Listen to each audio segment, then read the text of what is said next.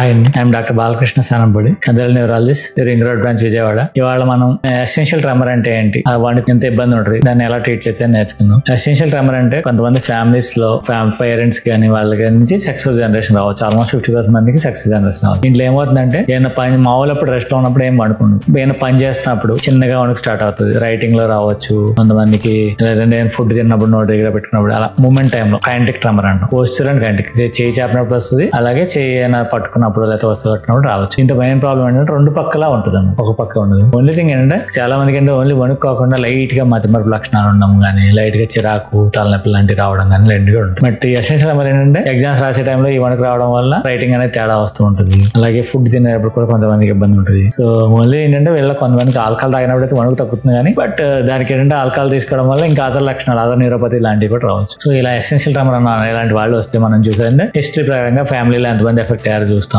అవసరం స్కాన్ లాంటివి చూసుకుంటాం. దాన్ని బట్టి వేరే విటమిన్ డెఫిషియన్సీ లాంటివి అన్నీ చూస్తాం. అండ్ ఈ వణుకు తగ్గించే ఆస్తమా లాంటివి ఉంటాయంటే ఒక రకం మందులో ట్రై చేయాలి. ఆస్తమా లేకపోతే వేరే రకం మందులు ఉంటాయి, ప్రోప్రానోల్ అలాంటి మందులు లాంటివి ట్రై చేస్తాం. ఇలా ట్రై చేయడం వల్ల ఏంటంటే ఆ వణుకుని ఆల్మోస్ట్ 70-80% వరకు మనం కంట్రోల్ పెట్టచ్చు. అలా కాకుండా వేరే కొంచెం వెయిట్ లాంటి పెన్నులు పట్టుకోవడం, కొన్ని ఏంటంటే కొన్ని మాన్యువల్స్ ద్వారా కూడా వణుకు మనం కొంచెం తగ్గుతాయి. అలా కాకుండా వణుకు మరి ఎక్కువ ఉంటే కొన్ని ఇంజెక్షన్స్ ఉంటాయి, బొటాక్స్ లాంటి ఇంజెక్షన్ లాంటివి కూడా కొంతమందిలో ట్రై చేయొచ్చు. సో ఇలా ఏంటంటే ఎసెన్షియల్ ట్రెమర్ ఉన్న వాళ్ళకి నిజంగా ఎసెన్షియల్ ట్రెమరా కాదా దాని ప్రకారం మందులు పెట్టుకోవడం, కొన్ని మాన్యువల్స్ లాంటివి ట్రై చేయడం వల్ల వాళ్ళ ఏంటంటే ఈ వణుకుని ఎగ్జామ్స్ లో కూడా మనం తగ్గించవచ్చు. Thank you.